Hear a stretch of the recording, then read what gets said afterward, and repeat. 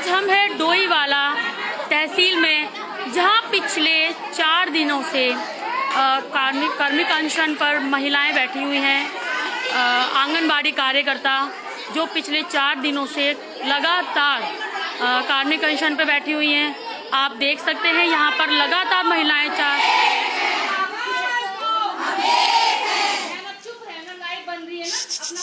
अरे बोलो मत बोलो, तुम्हारी आवाज आएगी।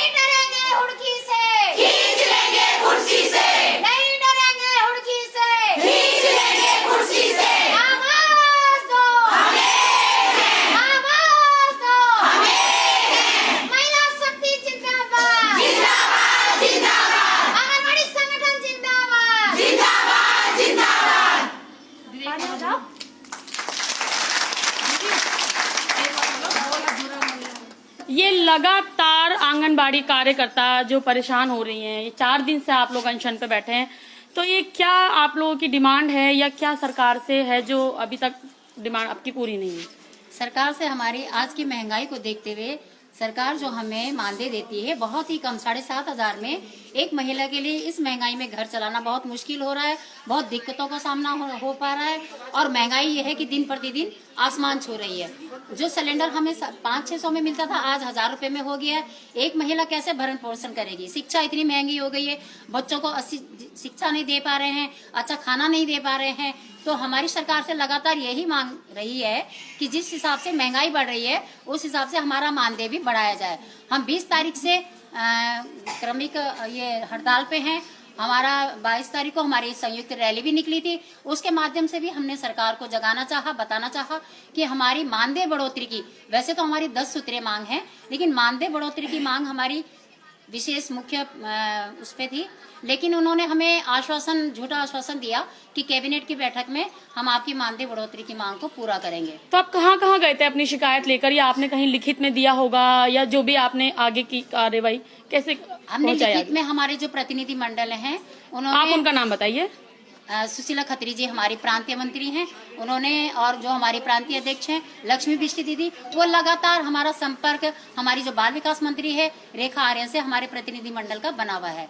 वो लगातार उनको लिखित में दे रहे हैं। वहाँ से आश्वासन मिला है, हमारी मंत्री जी ने आश्वासन दिया है कि तुम्हारा अच्छा मानदेय हम प्रस्तावित है कि तुम्हारा मानदेय। उनका भी कहना यही है कि आज की महंगाई को देखते हुए आपको बहुत कम वेतन मिलता है, लेकिन हमारी सरकार से यही है कि वो हमको कह रही है कि आपको दिवाली का तोहफा दिया जाएगा, तो दिवाली का तोहफा देने में वो इतना विलम्ब क्यों कर रहे हैं?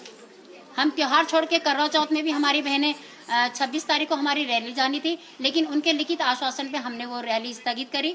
28 की कैबिनेट में सभी बहनों को बहुत उम्मीद थी कि हमारी मानदेय बढ़ोतरी होगी, लेकिन उस दिन भी सभी बहनों को हताश होना पड़ा। मजबूरन हमने 29 तारीख से क्रमिक अनशन पे बैठे हैं। लगातार 4 दिन से क्रमिक अनशन पर बैठी हुई महिलाएं, कहाँ से महिलाएं जुड़ी हैं आप लोगों के साथ? हमारे साथ डोईवाला ब्लॉक से लेकर काफ़ी दूर दूर की बहनें हमारी सभी आ रही हैं, लगभग ऋषिकेश, भानियावाला, छिद्दरवाला, काफ़ी जगह से, हर जगह से, भोगपुर, रानी पोखरी, लगभग हर जगह से ही हमारी बहनें लगातार जुड़ी हुई हैं हमारे साथ। लेकिन हमें बड़ा निराशा ही अभी तक हाथ लगी है और हमारी ये उम्मीद है, आज हम लोग इस उम्मीद पे बैठे हुए हैं कि शायद आज हमें उम्मीद है कि सरकार जो है आज हमारी मांगों को, आज मतलब एक आश्वासन है, हमें एक अपने अंदर एक आशा जगी हुई है कि शायद आज हमारी जो ये हड़ताल है शायद आज हम इसे समाप्त कर दें। अगर सरकार आज हमारी मांगों को पूरी कर देती है, मानदेय वृद्धि की जो मेन मांग है उसको कर देती है, तो हम ये अनशन आज समाप्त कर दें ताकि हम लोग भी अपने घर में दीपावली का पर्व अच्छे से मना पाएं। और अगर नहीं मानती है तो मजबूरन हमें फिर ये दिवाली का पर्व यहीं मनाना पड़ेगा। तो आप देख सकते हैं लगातार आंगनबाड़ी कार्यकर्ता, ये देखिए सभी आंगनबाड़ी कार्यकर्ता जो काफी दूर दूर से यहाँ पर आई हैं, लगातार 4 दिन से लगातार अनशन पर बैठी हुई हैं, अपने तीज त्योहार, बच्चे वगैरह सभी को छोड़कर। ये सरकार से बस, ये हमारी सरकार जो गूंगी बहरी हो चुकी है, शायद इन्हें महिलाएं या उनका परिवार नहीं दिखाई दे रहा है। इनको ये नहीं दिखाई दे रहा है कि इनके भी परिवार, छोटे बच्चे, किस तरह घर में खर्चा चलाया जाए या किस तरह आगे कार्य किया जाए। महिलाएं 4 दिन से लगातार यहाँ बैठ रही हैं। आइए कुछ महिलाओं से और हम बातचीत करते हैं। आप क्रमिक अनशन पे बैठे हैं, कितने दिन? आप आज आपका पहला दिन है, बाकी कितने दिन से महिलाएं बैठी हुई हैं? 20 तारीख से बैठी हुई हैं यहाँ पे। आपका क्या, कितने बजे से आप यहाँ पे आ जाते हैं डोईवाला तहसील में? मैम 10 बजे से आ जाते हैं। 10 बजे से आ जाते हैं आप। तो प्रशासन द्वारा यहाँ पे आपके पास कोई आया, संस्था का या किसी के द्वारा आप लोगों से कोई जानकारी ली गई? केवल हमारा पत्रकार साथ दे रहे हैं और कोई नहीं। और आप बताइए, आप कहाँ से आए? जी मैं जोलीग्रांट से हूँ। जोलीग्रांट से आए हैं। और आज कितनी महिलाएं बैठी हैं अनशन पर? आज 13 महिलाएं। 13 महिलाएं बैठी हैं। तो लगातार आप देख रहे हैं कि महिलाएं लगातार 4 दिन से अनशन पर बैठी हुई हैं, अठुरवाला से, कुछ जोलीग्रांट से। आप मैम कहाँ से आई हैं? हेलो मैम, मैं भोगपुर सेक्टर से हूँ। आपका नाम? गीता नेगी है। कहाँ? भोगपुर से? हाँ जी। आप भी आंगनबाड़ी कार्यकर्ता हैं? जी मैं आंगनबाड़ी सहायिका से हूँ। आंगनबाड़ी सहायिका से। हाँ जी। क्या दिक्कत, कुछ परेशानियों का सामना करना पड़ रहा है महिलाओं को इस महंगाई के दौर में? और सरकार से क्या आपके जो अभी आप अपना तीज त्योहार, बच्चे वगैरह छोड़कर यहाँ पर आके बैठे हैं? हम सुबह 10 बजे यहाँ पे आके बैठ जाते हैं। हमारे घर में छोटे छोटे बच्चे हैं। हमारी सैलरी इतनी कम होने के बावजूद भी हमें विक्रम वगैरह बुकिंग पे लाने पड़ते हैं, जो कि हमें इतनी सैलरी नहीं मिल पाती है महीने की। फिर भी हम लोगों को 30 तारीख से हम यहाँ पे बैठे हुए हैं धरने पे। तो आप देखिए लगातार महिलाएं धरने पर बैठी हुई हैं। और अगर आगे ये अनशन, अगर सरकार की तरफ से कुछ प्रतिक्रिया नहीं होती है तो आगे कितना टाइम आप लोग अनशन पर बैठेंगे? मैम जब तक हमारी मांगे पूरी नहीं होगी तब आप कहाँ से हैं मैम? ऋषिकेश से है मैडम। आप देखिए ऋषिकेश से हैं, आपका नाम? भगवती रावत। देखिए ऋषिकेश से इतनी दूर दूर से आंगनबाड़ी कार्यकर्ता यहाँ पर आई हैं। तो क्या कुछ दिक्कत परेशानी का सामना? भाई सुबह सुबह का, सर्दियों का टाइम है, तीज त्योहार पे आप अपने बच्चे वगैरह को छोड़ के आ रही हैं, तो क्या कुछ परेशानी का सामना करना पड़ रहा है? बहुत परेशानी है, ऑटो का किराया है, ये है ना, सैलरी इतनी कम है, इतनी महीनों बाद आती है। क्या सैलरी आपको आगे से दी जाती है? 7,500 मैडम। अच्छा, तो आपने कितनी की सरकार को आगे बोला कम से है? कम 18,000 तो होनी चाहिए इतनी महंगाई में। ये देखिए आंगनबाड़ी कार्यकर्ता जो कोरोना काल में भी लगभग सभी के साथ जुड़ी हुई थी और घर घर जाके जहाँ कुछ लोगों ने अपने बच्चों को और परिवारजनों को भी छोड़ दिया था, वहाँ आंगनबाड़ी कार्यकर्ताओं ने घर घर जाके अपनी सेवाएं दी। उसके बावजूद भी सरकार द्वारा इनके लिए मानदेय बढ़ोतरी नहीं की जा रही है। इसलिए लगातार 4 दिन से ये यहाँ डोईवाला के तहसील परिसर में धरने पर बैठी हुई हैं। आगे आंटी, आप कहाँ से आंटी? हम विस्थापित से हैं। विस्थापित से आप? हाँ जी। क्या नाम है आपका आंटी? लक्ष्मी तोपवाल। लक्ष्मी कोतवाल। आप तोपवाल है तोपवाल। अच्छा, आप भी आंगनबाड़ी कार्यकर्ता हैं आंटी? ना सहायिका हूँ। अच्छा, आप सहायिका हैं। सहायिका देखो सर, हमने तो बड़ी वो करी कि हमने कहा कि बीजेपी सरकार जीतेगी, हमारा कुछ मानदेय बढ़ाएगी, है मानदेय में कुछ ना कुछ हमारे बच्चों का क्या होना, अब कुछ नहीं होता, ऐसी सैलरी में हमारा कुछ गुजारा ही नहीं हो रहा। क्या करना, हमने बच्चे छोटे छोटे पालने को है, शादी करने को, कैसे उनकी शादी होगी है। दया तरस होनी चाहिए सरकार को कि हमने क्या करना क्या नहीं करना, सोचना समझना चाहिए सरकार को है। अपने घर बार छोड़ के औरतें यहाँ बैठ रखी, कुछ सोचना चाहिए। उत्तराखंड सरकार को कुछ न कुछ सोचना चाहिए औरतों के बारे में। और आंगनबाड़ी के देखो महिलाओं के बारे में, विधवा महिलाएं हैं यहाँ पर हैं, जिनका पति नहीं है, कुछ नहीं है, बच्चे छोटे हैं, कैसे पालन पोषण करेंगी बच्चों का हैं। 1,000 का सिलेंडर हो गया, इतना महंगाई हो गई है। महिलाएं तो रो रही, तुम्हारी कुर्सी कैसी रहेगी सरकार, पहले ये बताओ। तो आगे सरकार इलेक्शन में 2022 के इलेक्शन में आप क्या सरकार से? हम तो ये सोच रहे हैं कि कुछ न कुछ हमारे बारे में कुछ सोचेंगे, कुछ मानदेय बढ़ाएंगे हमारा। इतना हमने धरना दे दिया, हमारा कुछ भी आज तक मानदेय नहीं बढ़ा रही सरकार। ये क्या कमी हमारे पर है कि सरकार पर है? हम ये सरकार से पूछना चाहते हैं। तो आपका नाम? लक्ष्मी तोपवार, बौराड़ी से। तो लक्ष्मी पोतवाल जी का कहना है कि सरकार लगातार इन लोगों की बात नहीं सुन रही है, लगातार ये धरने पर बैठी हुई हैं।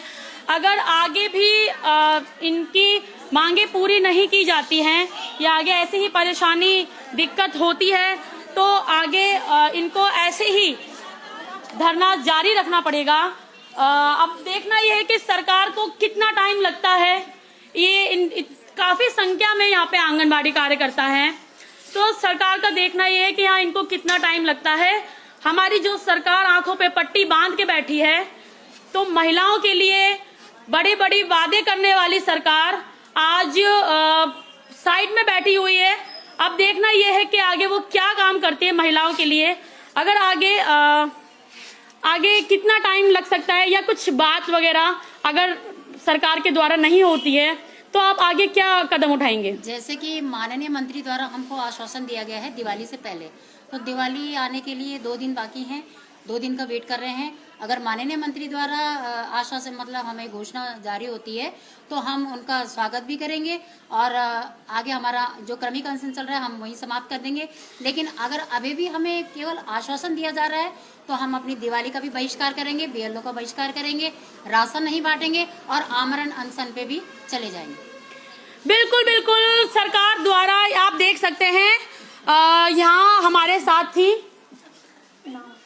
सुनीता राणा जी। यहाँ हमारे साथ सुनीता राणा जी ये कह रही है कि अगर हमारे मानदेय बढ़ोतरी नहीं की जाती है, अगर हमारी मानदेय बढ़ोतरी नहीं की जाती तो त्योहारों का भी बहिष्कार करके का अनशन पर बैठेंगी और त्योहारों, तीज त्योहार वगैरह सभी का ये बहिष्कार करेंगी तथा आने वाले इलेक्शन में भी देखा जाएगा कि सरकार क्या करती है या आगे क्या रणनीति रहती है। अभी महिलाओं के लिए इतनी बड़ी बड़ी बातें करने वाली सरकार और 4 दिन से महिलाएं लगातार घर परिवार को छोड़कर यहाँ पे बैठी हैं, लेकिन उनके लिए कोई उचित कार्यवाही या प्रशासन का कोई भी यहाँ पे नहीं आया है। ये डोईवाला ब्लॉक में बैठी हुई है जहाँ पास ही में SDM हमारे SDM वगैरह भी बैठे हैं, लेकिन किसी ने इनका संज्ञान नहीं लिया है। अभी तक यहाँ से कोई आए हैं आपके पास?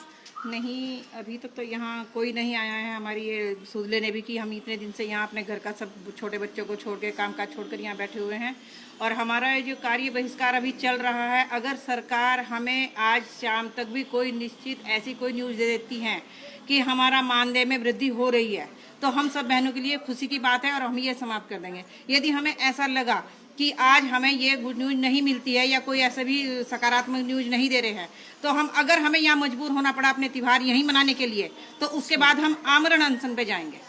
अगर सरकार महिलाओं के लिए यही चाहती है कि जिन महिलाओं को कहते हैं बेटी बचाओ बेटी पढ़ाओ, जिन महिलाओं को घर की लक्ष्मी कहा जाता है, तो जब उन लक्ष्मियों को सड़क पे उतरना पड़ रहा तो उनके घर कैसे चलेंगे? सारी लक्ष्मियां तो घर की लक्ष्मी की पूजा छोड़ के यहाँ बैठी, तो क्या दिवाली मनेगी सबके घर में? अगर वो इतने घरों की दिवाली मनाने के लिए सरकार को इतना ज़्यादा परेशान होना पड़ रहा कि हमारे लिए क्या इतना सा उनके पास टाइम नहीं है सोचने के लिए? आज जब ये भी वोट मांगने का टाइम आएगा तो वो घर घर घूमेंगे हमारे यहाँ क्या आज हमारे लिए सूद लेने का टाइम नहीं है उनके पास? अगर वो हमारी एक निश्चित तनख्वाह नहीं दे सकते तो काम इतना ज़्यादा क्यों लेते हैं? एक निश्चित टाइम कर दें।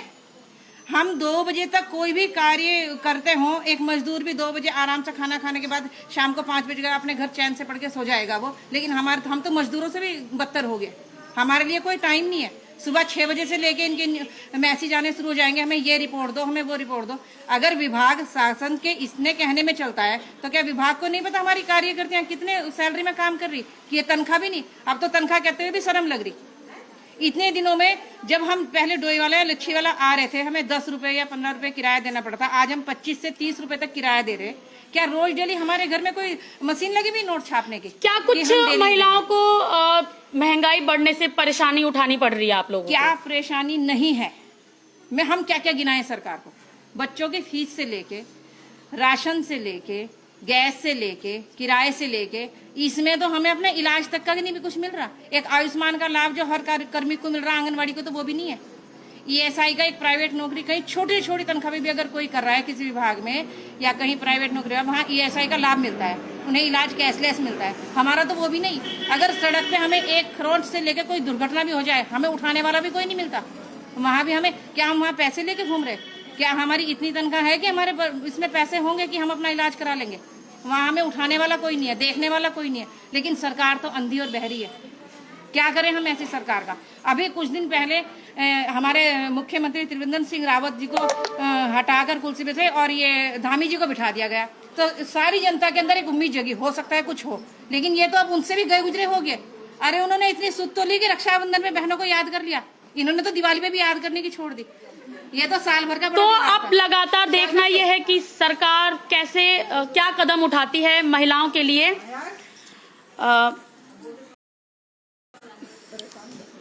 ETV टाइम्स से मैं हूँ ज्योति यादव, डोईवाला।